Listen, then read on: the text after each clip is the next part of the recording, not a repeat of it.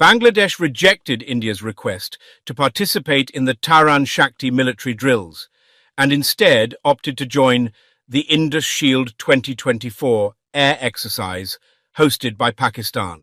बांग्लादेश की आज़ादी के 54 ईयर बाद आज पहली बार तारीख में बांग्लादेश ने वो फैसले किए कि जिसने भारत के मुंह पर तमाचा और पाकिस्तान को खुश कर दिया। ये तारीख में पहली बार हुआ कि बांग्लादेश ने भारत को एक्सरसाइज के लिए इनकार किया और दूसरी तरफ पाकिस्तान की मशकों में हिस्सा लिया। ये बड़ी खबर है, ये 54 ईयर की तारीख की बड़ी चीज़ है, बड़ी डेवलपमेंट है कि बांग्लादेश ने भारत की मशकों में हिस्सा लेने के बजाय पाकिस्तान के साथ मशकें करना बेहतर समझा। तो आज आपको पता चलता है कि पाकिस्तान और बांग्लादेश के ताल्लुकात की अहमियत क्या है, पाकिस्तान और बांग्लादेश करीब क्यों आ रहे हैं, इन दोनों के दरमियान जो रिश्ता है वो कभी भी भारत के साथ नहीं बन पाया। तो आज इसी हवाले से वीडियो है कि किस तरह एक बड़ी डेवलपमेंट हुई है और बांग्लादेश ने पाकिस्तान के साथ फौजी मशकें की हैं। तो आज इसी हवाले से वीडियो है। वीडियो की तरफ बढ़ने से पहले आप दोस्तों से गुजारिश है, अगर आप चैनल पे नए हैं तो चैनल को सब्सक्राइब करें, साथ बने बेल आइकॉन को भी दबाएं ताकि आपको वीडियो का नोटिफिकेशन सबसे पहले मिलता रहे। चलें वीडियो शुरू करते हैं जी। 1 2 3 गो। Bangladesh rejected India's request to participate in the Taran Shakti military drills and instead opted to join the Indus Shield 2024 air exercise hosted by Pakistan. ভারতীয় গোলামির দিন শেষ, স্বাধীন সার্বভৌম পররাষ্ট্রনীতির বাংলাদেশ। ভারতকে রিজেক্ট করে পাকিস্তানের বিমান বাহিনীর মহড়ায় অংশ নিচ্ছে বাংলাদেশ। নতুন বাংলাদেশ কারো চামচামি করে না, আর সেই বার্তা পুরো বিশ্বে ছড়িয়ে গিয়েছে। সাবেক স্বৈরাচারী সরকার ভারতের ইচ্ছায় পরিকল্পিতভাবে বাংলাদেশের বিমান বাহিনীকে দুর্বল করে রেখেছিল। গণ অভ্যুত্থানের পর ছাত্র জনতার নতুন সরকার ক্ষমতায় বসতেই পাল্টে গিয়েছে বাংলাদেশের পররাষ্ট্রনীতি।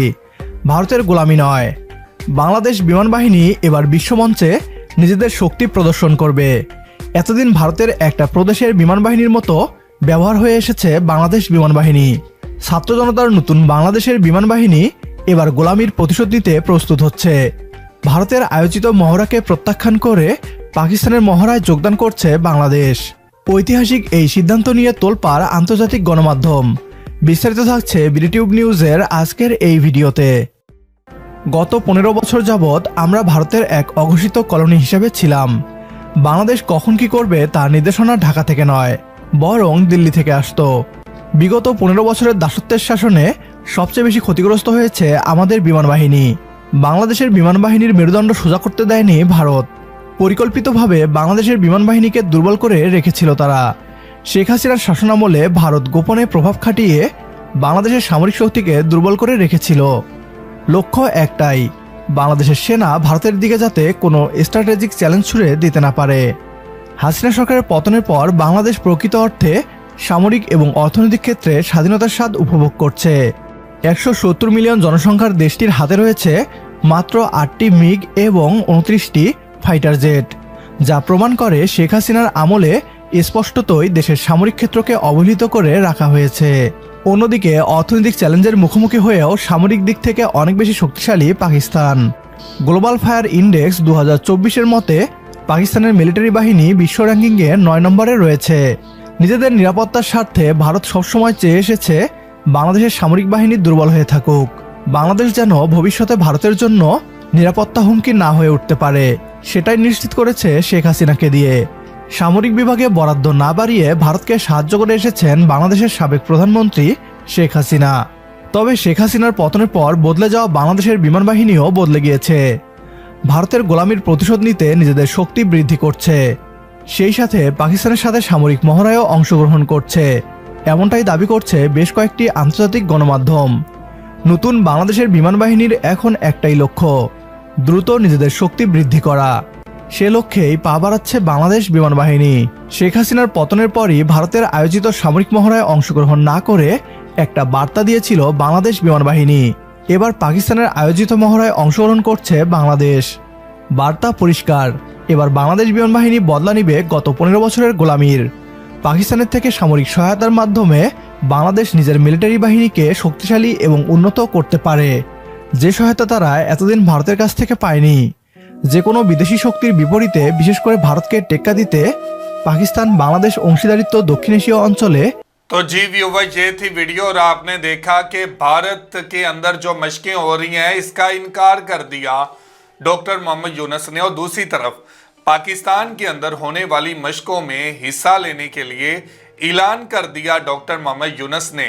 ये साबित करता है कि शेख हसीना वाजद की हुकूमत जाते ही भारत की गुलामी जो है वो ख़त्म हो चुकी है, भारत का तसल्लुत ख़त्म हो चुका है और भारत को एक वाज़े पैगाम मिल चुका है कि अब तो ना शेख हसीना वाजद बांग्लादेश की वज़ीर आज़म है और ना ही नरेंद्र मोदी की हुकूमत, नरेंद्र मोदी की गुलामी, नरेंद्र मोदी का चमचा चलेगा बांग्लादेश के अंदर। और बांग्लादेश ने अब ये वाज़े पैगाम दिया भारत को कि हम अब पाकिस्तान के साथ मिलकर मशकें करेंगे, ना कि भारत के साथ। मुझे लगता है कि पाकिस्तान और बांग्लादेश पहली दफा बांग्लादेश की तारीख के अंदर इतने ज्यादा करीब आए हैं कि बांग्लादेश पाकिस्तान के अंदर आने को तरजीह दे रहा है एज कंपेयर टू भारत। और अगर देखा जाए तो पाकिस्तान के अंदर जो मेज़बानी की गई है इंडस शील्ड 2024 की जो मशकें की जा रही हैं, बांग्लादेश ने यहाँ पर आकर कहते हैं कि 54 ईयर्स का रिकॉर्ड तोड़ दिया और बांग्लादेश और पाकिस्तान इतने ज़्यादा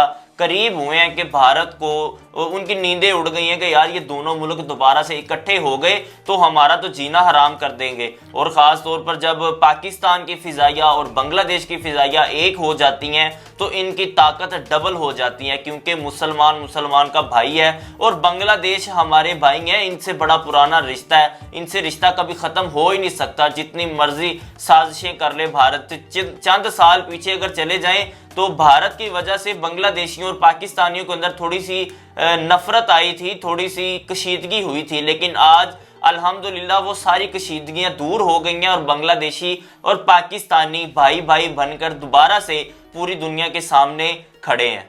बिल्कुल, और दुनिया के अंदर कोई भी ऐसा मुल्क नहीं है जहां पर अवाम के दरमियान में झगड़े ना हो, हुकूमत के दरमियान इख्तलाफात ना हो। हर मुल्क के अंदर इख्तलाफात हैं। पाकिस्तान के साथ भी इख्तलाफात थे बंगालियों के, लेकिन जलती के ऊपर तेल का काम किया भारत ने। भारत ने जब बांग्लादेश के अंदर खून रेजी शुरू की तो पाकिस्तान की फौज ने भी हथियार डाल दिए। तारीख के अंदर नहीं जाना चाहता, लेकिन आज एक बात कहना चाहता हूं कि भारत ने जिस तरह बांग्लादेश को अलहदा करवाया उसके मकसद क्या थे? उसका मकसद सिर्फ एक था, पाकिस्तान को कमजोर करना, पाकिस्तान की ताकत को खत्म करना। और भारत को जो सबसे बड़ा खतरा था वो बंगालियों से था कि बंगाली जब हमला करते थे तो भारत को बहुत ज्यादा नुकसान होता था। जब 1965 की जंग हुई तो सबसे ज्यादा कुर्बानियां इन्हीं बंगालियों ने दी थी और भारत को शिकस्त देने में सबसे बड़ा हाथ इन बंगालियों का था। और उसके बाद भारत ने ये तय कर लिया था कि अब 1965 के बाद बंगालियों को पाकिस्तान से अलहदा करेंगे और बंगालियों को जब अलहदा कर देंगे तो पाकिस्तान की ताकत ख़त्म हो जाएगी, पाकिस्तान के पास जो एक जोश है वो ख़त्म हो जाएगा। लेकिन अब देखें तो 54 ईयर बाद वही जोश एक दफ़ा फिर मिल रहा है, वही जज्बा एक दफ़ा फिर मिल रहा है। और इसकी सबसे ज़्यादा तकलीफ अगर हो रही है तो वो है नरेंद्र मोदी, वो है हिंदुत्व का नज़रिया जिसने 1971 में बांग्लादेश के अंदर खून रेजी भी की, पाकिस्तान और बांग्लादेश के दरमियान में नफरतें बढ़ाने का किरदार भी अदा किया। और आज उसी नफरत के अंदर भारत जलता हुआ नजर भी आ रहा है। तो ये थी आज की वीडियो। आप इस वीडियो के बारे में क्या कहना चाहते हैं जरूर कमेंट करके हमें बताइएगा। बहुत शुक्रिया।